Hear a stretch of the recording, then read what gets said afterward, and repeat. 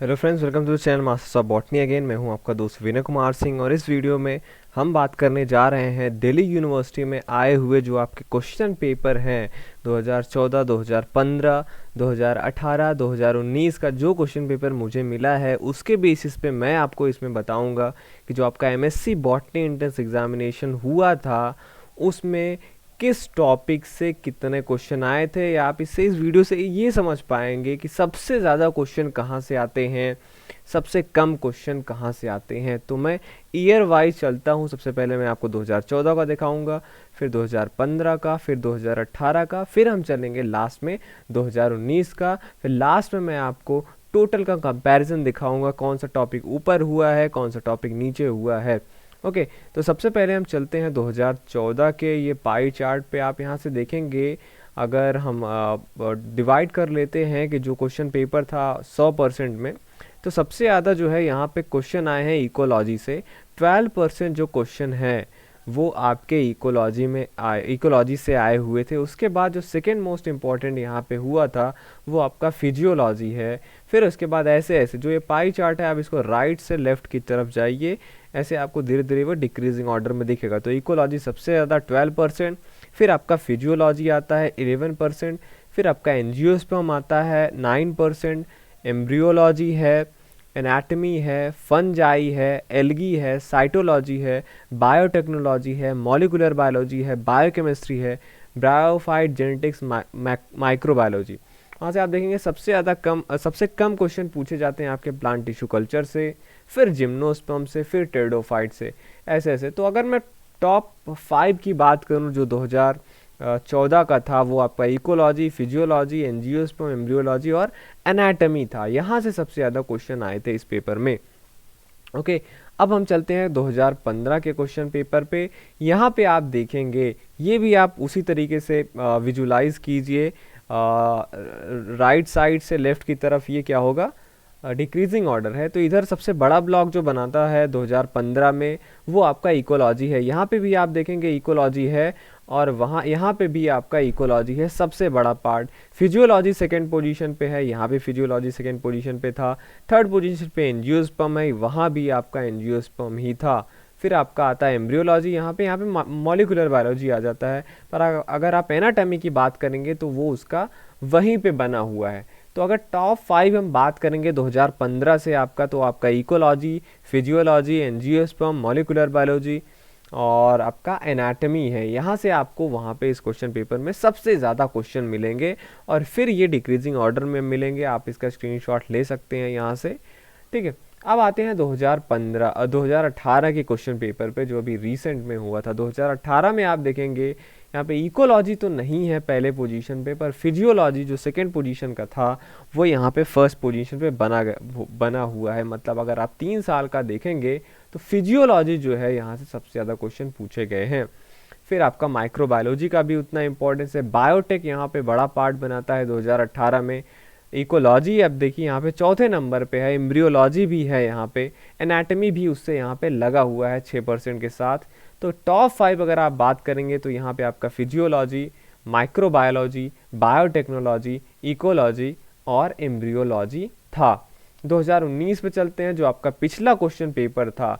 यहाँ पे आपका सबसे बड़ा जो भाग बनाता है वो आपका एंजियोस्पर्म बनाता है। एंजियोस्पर्म से यहाँ पे 17% क्वेश्चन पूछे गए थे इस क्वेश्चन में। मतलब अगर 100 क्वेश्चन है तो 17 उसमें से एंजियोस्पर्म का आया था। तो एंजियोस्पर्म भी आप देख रहे हैं लगातार जो है ये बना हुआ है। एम्ब्रियोलॉजी है उसके बाद, ठीक, एम्ब्रियोलॉजी भी आपको यहीं आसपास में मिल जाता है। एनाटमी से फिर यहाँ पे देखिए लगातार क्वेश्चन यहाँ से भी पूछे जा रहे हैं। फिजियोलॉजी भी है यहाँ पे। ओके, फिर यहाँ पे बायोटेक्नोलॉजी भी आपको दिखेगा। यहाँ पे देखिए बायोटेक्नोलॉजी जो है थर्ड पोजीशन पे है, तो बायोटेक्नोलॉजी भी बना हुआ है। तो angiosperm, embryology, anatomy, physiology and biotechnology यहाँ पे सबसे ज़्यादा पूछे गए थे। इकोलॉजी यहाँ पे पीछे हो गए, आप देखेंगे third, fourth, fifth, six, seventh position पे यहाँ पे इकोलॉजी है, और इसकी अगर हम बात करें तो इकोलॉजी यहाँ पे फोर्थ पोजीशन पे है। तो ये सारे जो टॉपिक हैं आपके physiology, anatomy, embryology, ecology, angiosperm, यहाँ से लगातार सबसे ज़्यादा क्वेश्चन पूछे गए हैं। मतलब आप समझ लीजिए, अगर आप 2019 की ही बात कर लें तो आपके पास 17 एंजियोस्पर्म, एम्ब्रियोलॉजी से 11, तो कुल मिला के कितना हो गया आपका 28 क्वेश्चन यहाँ से हो गए, एनाटमी आप मिला लीजिए तो 38 हो गए, फिजियोलॉजी मिला लीजिए तो 48 हो गए।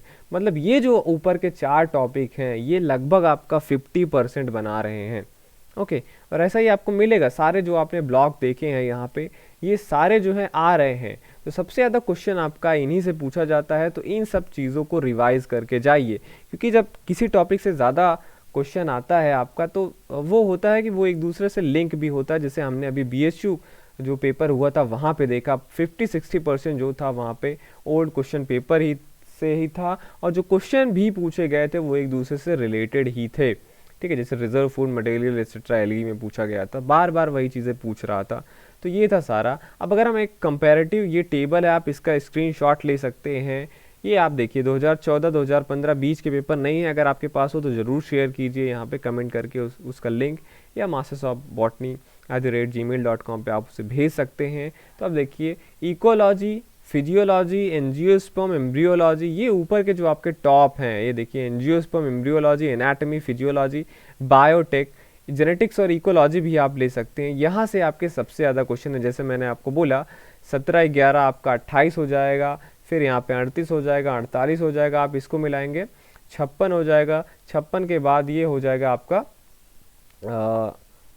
64 के करीब। तो लगभग 70 के करीब आपका क्वेश्चन यहाँ से पूछा जा रहा है। और ये पूरे पेपर में आप देखेंगे, पूरा अभी तक जितना पेपर हुआ है ये टॉपिक जो है वहाँ पे डोमिनेट कर रहे हैं। तो इनको आप अच्छे से लास्ट टाइम पे रिवाइज करके जाइए, यहाँ से सबसे ज़्यादा क्वेश्चन आपके लगातार पूछे जा रहे हैं। इसका आप स्क्रीनशॉट ले सकते हैं और इसी के बेस पे आप तैयारी कीजिए। जहाँ से कम क्वेश्चन आते हैं आप उसको रिवाइज ज़रूर करिए, पर वहाँ पे बेसिक क्वेश्चन ही आते हैं। जहाँ से लगातार क्वेश्चन पूछे जा रहे हैं उन टॉपिक्स को अगर आपने छोड़ रखा है तो प्लीज़ आप उसको पढ़ के जाइए, क्योंकि वो लगातार आप देखेंगे इन क्वेश्चन पेपर में वो डोमिनेट कर रहे हैं वहाँ से क्वेश्चन।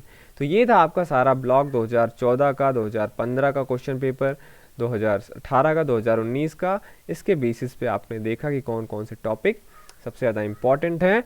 तो आप इसी के अकॉर्डिंग प्रिपेयर कीजिए अपने एग्ज़ाम के लिए।